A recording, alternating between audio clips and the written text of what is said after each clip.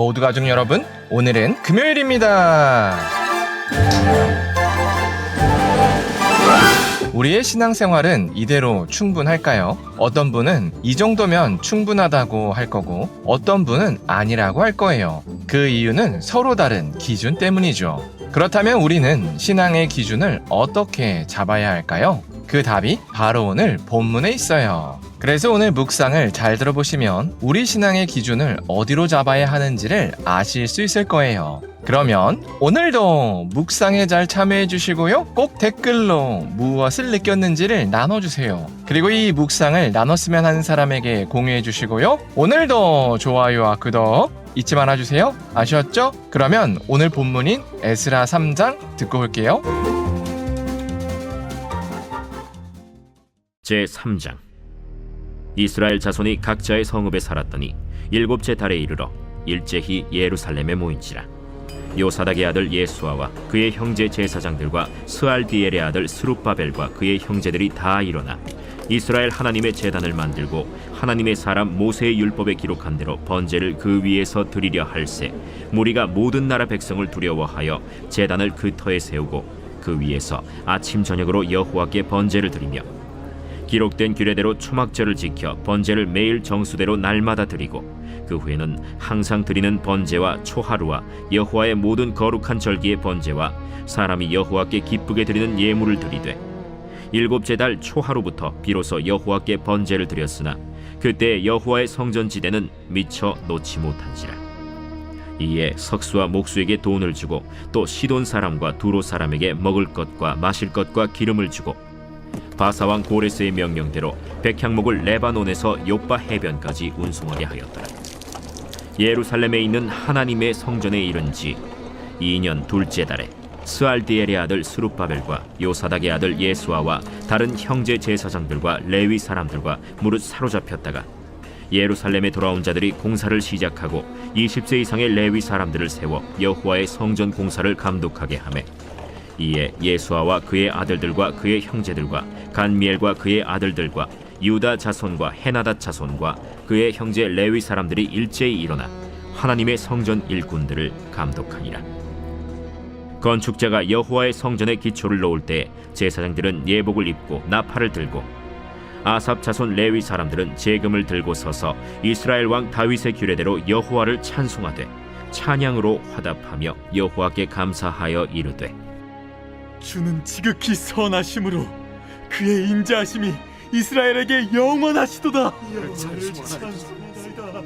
하니 모든 백성이 여호와의 성전 기초가 놓임을 보고 여호와를 찬송하며 큰 소리로 즐거이 부르며 제사장들과 레위 사람들과 나이 많은 족장들은 첫 성전을 보았으므로 이제 이 성전의 기초가 놓임을 보고 대성통곡하였으나 여러 사람은 기쁨으로 크게 함성을 지르니 백성이 크게 외치는 소리가 멀리 들리므로 즐거이 부르는 소리와 통곡하는 소리를 백성들이 분간하지 못하였더라.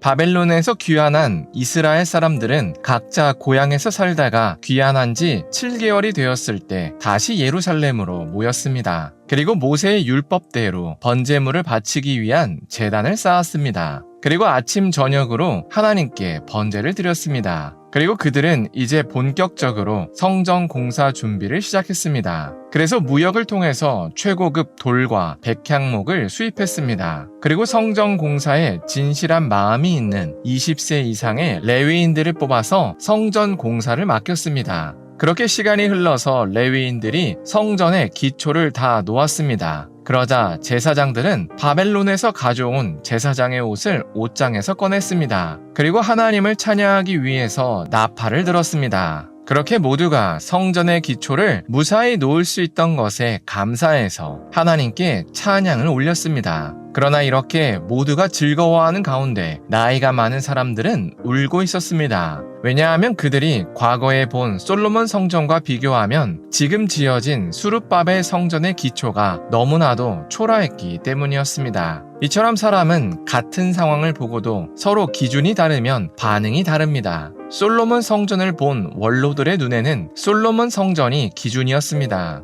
그래서 그들의 눈에는 수룹바벨 성전이 너무나도 초라해 보였습니다. 그래서 이 정도밖에 하나님께 드릴 수밖에 없는 자신들의 상황이 너무나도 애통했습니다. 그러나 바벨론에서 태어난 바벨론 2세들에게는 자신들의 힘으로 이 정도의 성전도 충분했습니다. 왜냐하면 솔로몬 시대 때 사람들이 하나님을 위해서 얼마나 헌신했는지를 본 적이 없었기 때문입니다. 이처럼 기준이 어디에 있느냐에 따라서 반응이 달라집니다. 그래서 우리도 우리 신앙생활의 기준이 어디에 있는지를 점검해 봐야 합니다. 왜냐하면 우리의 기준이 어디에 있느냐에 따라서 우리의 신앙생활이 다르기 때문입니다. 그런데 성경은 분명히 예수님을 우리의 신앙의 기준으로 잡으라고 말합니다. 왜냐하면 예수님을 따르는 것 자체가 신앙생활이기 때문입니다. 그래서 우리는 언제나 예수님과 우리가 얼마나 벌어졌는지를 점검해야 합니다. 그렇지 않으면 우리는 이만큼 예수님을 따랐으면 충분하다고 스스로 여깁니다. 그러나 우리가 정말로 예수님의 십자가 사건 때문에 구원받았다고 여긴다면 그러면 안 됩니다. 왜냐하면 예수님께서 우리를 대신해서 십자가를 져주신 이유가 단순히 우리를 죽음의 자리에서 건져내 주시기 위해서가 아니기 때문입니다. 예수님께서 우리를 위하여 십자가를 져주신 이유에는 예수님의 사역을 우리에게 맡기신다는 예수님의 뜻이 담겨 있습니다. 그래서 우리가 예수님의 뜻에 동의하든 동의하지 않든 예수님을 구원자로 믿는 순간 하나님의 나라를 이 땅에 소개하는 예수님의 사역에 동참하고 있습니다. 그래서 세상은 예수님을 믿는다고 고백하는 우리의 삶을 보고 있습니다. 그래서 우리의 삶을 통해서 정말로 하나님의 나라가 있는지 없는지를 보고자 합니다. 그래서 우리가 오늘 하루를 살 때 예수님께서 맡겨주신 사역을 예수님의 기준에서 잘 감당하는지를 점검해 봤으면 좋겠습니다. 그래서 예수님께서 맡겨주신 일에 부끄럽지 않았으면 좋겠습니다. 기도하겠습니다. 사랑의 하나님, 수룹바벨을 필두로 성전의 기초를 놓은 것을 나눴습니다. 이처럼 신앙의 기준을 어디에 두느냐에 따라서 신앙의 관점이 달라진다고 고백합니다. 그래서 우리도 예수님께서 맡겨주신 사역을 예수님의 기준에서 잘 감당하는지를 점검할 수 있게 하여 주시옵소서. 그래서 예수님께서 맡겨주신 일에 부끄럽지 않게 하여 주시옵소서. 예수님의 이름으로 기도합니다. 아멘.